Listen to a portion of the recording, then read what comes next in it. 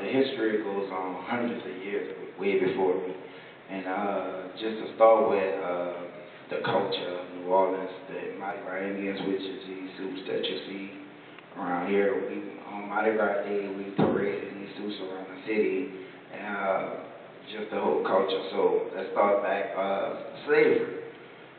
Slavery in the South was very deep. Like our ancestors was all slaves, and so the slave owner would allow them to have this time out the week to celebrate, go out and meet other slaves, and just their fiesta, So that took place on Sundays in a place in the Jermaine of a local neighborhood in New Orleans, and it was known as Congo Square. So our ancestors, our slaves, would go out every Sunday evening around 12 o'clock, and they would get with each other, different other slaves from different other plantations, and they would get together and they would create things. They would create drum patterns and beats and stuff from wherever they was imported from Africa, different tribes and nations.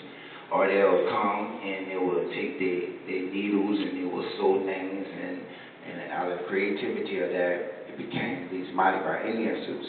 So the Native Americans who already was here would help the slaves get free, and they started getting some of the slaves free, helping them get up to north. I know you all heard about the Underground Railroad, all that.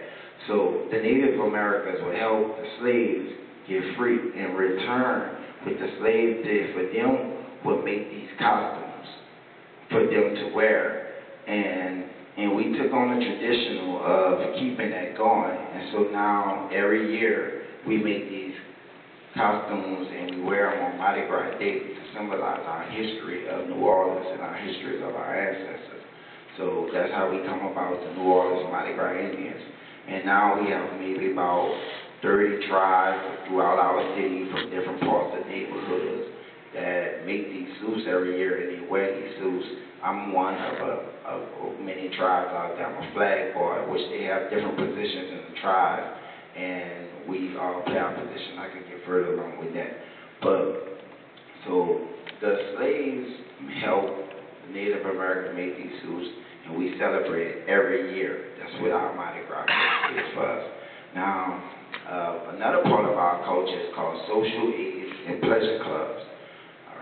This is people out of different neighborhoods around New Orleans that got together in their own community, and we're gonna start this club, and we're gonna do this in our community. We might plant a garden or whatever it may be. Once we all was free from slavery.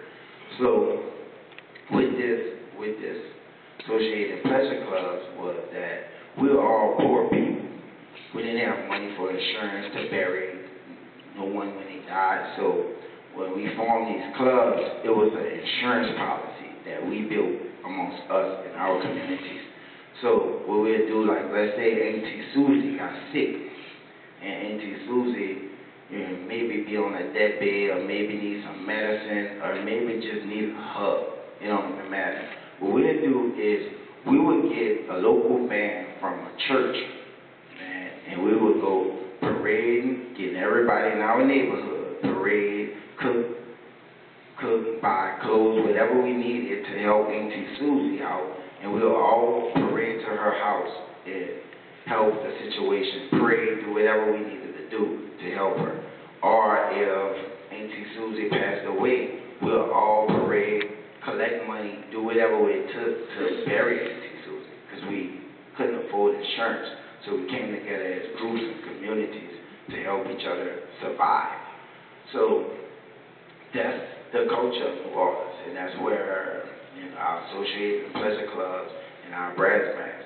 So today that we are able to afford insurance, we still celebrate our culture, because once upon a time in life we couldn't afford this insurance. So what we do is every Sunday from August to June in New Orleans, we have a second line parade with associates and pleasure clubs, and right now we have maybe about 56 associates and pleasure clubs, so we're able to parade every Sunday and sometimes Saturday.